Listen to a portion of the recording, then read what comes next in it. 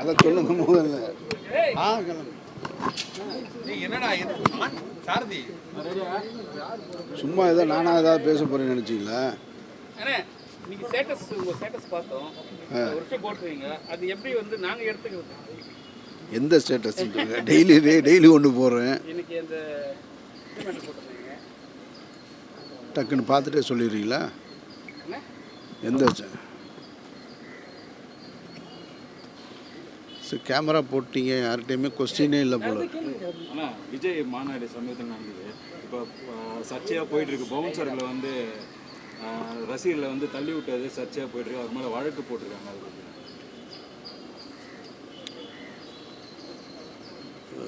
தாவேக்கா மாநாட்டில் வந்து ஒரு ரசிகர் தாக்கப்பட்டார், பவுன்சர்களால் தாக்கப்பட்டார் அப்படின்னு சொல்கிறத வந்து அதுலேயே 2 முரணான செய்தி இருக்குது. ஒன்று, தாக்கப்பட்டவர் உண்மையானவர் இல்லை, போலியானவர் அப்படின்னு ஒரு செய்தி இருக்குது. அது எது யார் சரியாக உண்மையாக தாக்கப்பட்டார் அப்படின்றது அந்த உண்மை தெரியலை. எதுவாக இருந்தாலும் உண்மையிலே அவர் தான் தாக்கப்பட்டிருந்தாலும் அந்த வழக்கில் வந்து விஜயை முதல் குற்றவாளியாக சேர்த்தது அப்படின்றது நம்ம வந்து காவல்துறையை மிகப்பெரிய கேள்விக்குறியாக்குதுன்னு தான் நினைக்கிறேன். அவங்களுடைய கடமையை இது மாதிரியான பொது நிகழ்ச்சிகளில் நடக்கக்கூடிய அசம்பாவிதங்களுக்கு அந்த நிகழ்ச்சிக்கு இருக்கக்கூடிய ஒரு கட்சியினுடைய தலைவரை வந்து நம்ம முதல் குற்றவாளியாக சேர்க்கறது வந்து அது போன்ற ஒரு அரசியல் தேவையற்றதுன்னு நான் பார்க்குறேன். நான் களத்தில் யார் நின்னாலும் சரியான முறையில் எதிர்கொள்ளணுமே தவிர இது மாதிரியான நெருக்கடிகள் அவசியமற்றதாக எனக்கு படுது. ஒன்னா போறேன். ரசிகரை வந்து ஆக்சுவலா வந்து எல்லாம் சொல்றாங்க, ரசிகர் தான் சொல்றாங்க, யாரும் வந்து அவங்களோட கட்சியோட தொண்டர் யாரும் சொல்றது கிடையாது. பவுன்சர் வந்து இது மாதிரி பண்ற விஷயம் வந்து எப்படி வந்து அந்த விஜயோட ரசிகர்களை வந்து ஈர்க்கும்? இல்லை, அது அவருக்கும் அவருடைய ரசிகர்கள் சம்மந்தப்பட்டது. அதில் நம்ம பற்றி கவலைப்பட வேண்டியதில்லை. அது அவர் ரசிகர் தான் கவலைப்படணும். ஒரு இத்தனை லட்சம் பேர் கூடியிருக்கக்கூடிய ஒரு மாநாட்டில் எல்லாருக்குமே விஜயை வந்து நெருக்கமாக பார்க்கணுன்ற ஆர்வம் இருக்கலாம், ஆசை இருந்திருக்கலாம். அதுக்காக எல்லாரும் அந்த ரேம்பில் ஏறி நிற்க முடியும்னா நின்னால் என்னத்துக்காகும், என்ன அசம்பாவிதம் நடக்கும்ன்றதை பார்க்கணும். அந்த மேடை தாங்க அது உடஞ்சிரும். அப்புறம் ரெண்டாவது, ஒரு நடிகருக்கு ஒரு உச்சகட்டத்தில் இருக்கக்கூடிய ஒரு நடிகர் பொதுவெளிக்கு வரும்பொழுது அவருடைய ரசிகர்கள் பக்கத்தில் நெருக்கத்தில் தொட்டு பார்க்கணுன்ற ஆசை இருக்கும். அவர் அதை ஏறி தாண்டி போனதுலையும் தவறுன்னு நம்ம சொல்ல முடியாது. அது அவருடைய ஆர்வம் மிகுதியால் போயிருக்காரு. ஒரு பவுன்சர் அந்த இடத்துல வேறு எப்படி நடந்துக்க முடியுன்ற கேள்வியும் இருக்குது. ஒரு பாதுகாப்புக்கு இருக்கக்கூடியவர். ஏன்னா வந்தவர் ரசிகரான்னு கூட தெரியாது இல்லையா? நம்ம இந்த ஆங்கிளில் பார்த்தோன்னு வச்சுங்க, ஒரு ரசிகராக இல்லாத ஒருத்தர் மேலே வந்து ஏறி வந்து அவருக்கு ஒரு காயத்தை ஏற்படுத்தி கொடுத்துருந்தாருன்னு வச்சுக்கோங்க. அப்போ என்ன சொல்லுவோம், இவ்வளோ பேர் பவுன்சர்ஸ் இருந்து ஒரு ஓய்பிரிவு பாதுகாப்பும் இருந்தும் என்ன நடந்ததுன்ற கேள்வி வரும். அப்போ ரெண்டுமே இருக்குது. நாணயத்துக்கு 2 பக்கம் மாதிரி இந்த செயலுக்கு 2 பக்கமும் இருக்குது. அது அந்த பாதிக்கப்பட்ட ரசிகரும் அந்த தலைவரும் அவரும் அவங்களுக்குள்ள உள்ள பிரச்சனை. அதை நம்ம பொது பிரச்சனையாக விவாதிக்க வேண்டிய அவசியம் இல்லைன்றது என்னுடைய கருத்து. முதல்வர் ஸ்டாலின் அவர்களே தன்னை வந்து எல்லாரும் அப்பான்றதை அழைக்கணும் தான் ஆசைப்படுறாங்க. ஆனால் விஜய் வந்து அந்த மாநாட்டில் பார்த்தீங்கன்னா அங்கிள் ஸ்டாலின் கிண்டல் பண்ணுற தோணியில் பேசுகிறார். அது எப்படி நான் பார்க்குறீங்க? அதாவது அங்கிள்ன்ற வார்த்தை ஒன்றும் தவறான வார்த்தை கிடையாது. ஆனால் அதை உபயோகப்படுத்துகிற இடமும் உபயோகப்படுத்துகிற ஆளும் தான் இங்கே ரொம்ப முக்கியமானது. விஜய் அவர்கள் ஒரு நடிகராக மட்டும் இருந்து அங்கிள்னு சொல்லியிருந்தார் அப்படின்னு சொன்னால் தவறு கிடையாது. அவர் ரெட் ஜெயின் படத்தில் முதல்ல குருவி படத்தில் நடிக்கும் பொழுது ஸ்டாலின் அங்கிள்னு சொல்லியிருந்தாருன்னு வச்சுக்கோங்களேன், அது தவறு கிடையாது. விஜய் அவர்கள் ஒரு கட்சியை ஆரம்பித்து ஒரு கட்சிக்கு தலைவராக இருக்கிறார். ரெண்டாவது, இப்போ நான் அவரை பொது இடங்களில் பார்க்கும் பொழுது முதல்வர் அவர்களை எப்படி கூப்பிடுவேன் அப்படின்னு சொன்னால் அண்ணேன்னு தான் கூப்பிடுவேன். நான் எப்போ அவரை விமான நிலையத்தில் சந்தித்தாலும் அண்ணே நல்லா இருக்கீங்களா, உடம்பை பார்த்துங்கன்னேன்னு சொல்லுவேன். அவருடைய அறிவாலயத்தில் சந்திக்கும் போது, செக்ரட்டரியேட்டில் சந்திக்கும் போதும் சரி. ஆனால் பொதுவெளியில் நான் குறிப்பிடும்போது அவரை அண்ணன் ஸ்டாலின்னு சொல்ல மாட்டேன், மாண்புமிகு முதல்வர்னு சொல்வேன். அது அவருடைய பதவிக்கு கொடுக்கப்படுகிற கண்ணியம். அந்த மரியாதையை கொடுக்கறது அவசியம், ஒவ்வொரு குடிமகனுடைய அவசியம். அப்படி இருக்கும்போது ஒரு கட்சியின் தலைவராக இருக்கக்கூடிய விஜய் அவர்களும் அவரை மாண்புமிகு முதல்வர்னு சொல்லுவது தான் சரியாக இருக்கும். ஸ்டாலின் சார்னு சொல்லுவதிலையோ அங்கிள்னு உறவு முறை சொல்லுவதோ ஒரு கட்சியின் தலைவருக்கு ஏற்புடையதல்லன்றது என்னுடைய கருத்து. சின்ன பிள்ளைத்தனமா இருக்கு அவரோட பேச்சு, எல்லாருமே அதான் சொல்றாங்க. ஏன்னா ஒரு ஒரு மேடையில் வந்து ஒரு நாகரிகம் இல்லாமல் ஒரு வார்த்தையெல்லாம் விடுறாரு அப்படின்னு சொல்லிட்டு விஷயம் வந்து நீங்கள் எப்படி பார்க்குறீங்க? பக்குவப்படுவாங்கன்னு நம்புகிறோம். ஏன்னா முதல் மாநாட்டில் சொன்னார், நான் வந்து யாரையும் தரக்குறைவாக பேசி அரசியல் செய்ய மாட்டேன்னு சொன்னார். ஆனால் இரண்டாவது மாநாட்டிலேயே வந்து இதுபோல் பெயர் சொல்லி அல்லது அங்கிள்னு சொல்லி தன்னுடைய ரசிகர்களை உற்சாகப்படுத்துவதற்காக சொல்லப்பட்டதை பார்க்கும் பொழுது அவர் இன்னும் கொஞ்சம் பக்குவப்படணும் அப்படின்னு நான் நினைக்கிறேன். விவாதங்களில் பார்க்கும் பொழுது தாவேகா தொண்டர்கள் அல்லது தாவேகா ஆதரவாளர்கள் என்ன சொல்கிறாங்கன்னா, நீங்கள் அவர் பேர் சொல்ல பயப்படுறாருன்னு எல்லோரும் விமர்சனம் பண்ணுறீங்க, அதனால் அவர் பேர் சொன்னார் அப்படின்னு சொன்னீங்கன்னு சொன்னால், அப்போது நீங்கள் விமர்சனத்துக்காகத்தான் அரசியல் செய்வீங்கன்னு ஆயிரும். ஒவ்வொரு முறையும் நீங்கள் இப்போ ஒரு மேடையில் ஒன்று பேசுகிறீங்க, பொதுவெளிக்கு வர்றீங்க, பொதுவெளிக்கு வந்த உடனே ஒரு விமர்சனம் வருது, ஒரு கேள்வி வருதுன்னா அப்படி இருக்கக்கூடாது. ஒரு கட்சின்னா அதுக்குன்னு ஒரு தனி கொள்கை இருக்கணும். அதன் வழியில் தான் அது போகணுமே தவிர 4 பேர் ஒரு கேள்வி கேட்குறாங்கன்றக்காக நம்ம ஒரு செயலை செய்ய முடியாது. ஆனால் கொள்கையே இல்லாமல் வந்து கிரீஸ் தடவுறாங்கன்னு சொல்லியிருக்காங்க, அது எப்படி பார்க்குறீங்க? இல்லை, இதெல்லாம் சரியாயிரும் சார். விஜயகாந்த் அவர்களுடைய அரசியல் கட்சி தொடங்கும் போது இதே மாதிரி தான் இருந்தது. நடிகர்கள் அரசியல் கட்சி தொடங்கும் போது இருக்கிற சிக்கல் தான் இது.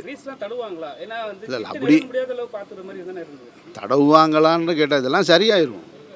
இது ஒரு மாபெரும் குற்றமாக நம்ம பார்க்க வேண்டியதில்லைன்றது என்னுடைய கருத்து. அவர் அவர் அவர் அவர் எடுத்து வைக்கிற வாதங்களில் தான் நம்ம குற்றத்தை கண்டுபிடிக்கணுமே தவிர இது மாதிரியான செயல்களை ஆராயிறது ஒரு நல்ல அரசியல் கிடையாதுன்றது என்னுடைய பார்வை. ரீரிலீஸ் படங்கள் வந்து தொடர்ந்து வந்து கொடுத்துக்கிட்டே இருக்காங்க, பழைய படங்கள். ஆனால் புது படங்கள் 1000க்கு மேலே தேக்கத்தில் இருக்கு. ஏன் பழைய படங்கள் இது பலமுறை ரிலீஸ் பண்ணுறதே உங்கள் தயாரிப்பாளர் சங்களோ பெப்சி இதுவோ அவங்க தான் பண்ணுறாங்க. புது படத்துக்கு ஏன் வழி விட மாட்டுறாங்க? நிறைய இங்கே யாரும் வழி விடுறாங்க, வழி விடலைன்றதெல்லாம் கிடையாது. இது ஒரு வியாபார சந்தை. இந்த சந்தையில் மக்கள் எந்த பொருளை விரும்பி பார்க்குறாங்களோ அதுக்கு தான் வேல்யூ அதிகம். 1000 படங்கள் தேக்க நிலையில் இருக்குன்னா நான் என் படத்தையும் சேர்த்து தான் சொல்கிறேன். நான் ஒரு தயாரிப்பாளராக நானும் ஒரு படத்தை எடுத்து வச்சுருக்கேன்ற என்னையும் சேர்த்து தான் சொல்கிறேன். சந்தையில் உனக்கு இடம் இல்லைன்னா நீ ஏன் படம் எடுக்காதீங்க. காசு இருக்குன்றதுக்காக படம் எடுத்தால் நீங்கள் வச்சுக்கிற வேண்டியதுதான். மக்களுக்கு ஆப்ஷன்ஸ் நிறைய இருக்கும் பொழுது இன்றைக்கு வந்து ஸ்க்ரீன்ஸ் எல்லாமே சிங்கிள் ஸ்க்ரீன்லேருந்து மல்டிப்ளெக்ஸாக மாறி அது வணிக வளாகங்களுக்குள்ளே போய் நுழைஞ்சதுக்கு பின்னாடி அது வந்து வேறு எல்லா விதமான வியாபாரத்தையும் சேர்த்து தான் ஒரு திரையரங்கு இருக்குது. அப்படி இருக்கும் பொழுது புது படங்களை போடும்போது பெரிய நீங்கள் இவ்வளோ சொல்கிறீங்க திரைப்படங்கள் தேக்க நிலையில் இருக்குதுன்னு, ஆனால் உற்பத்தி நிறுத்தப்படவே இல்லையே. உற்பத்தி கூடிக்கிட்டே இருக்கே, ப்ரொடக்ஷன் கூடிக்கிட்டே இருக்கே.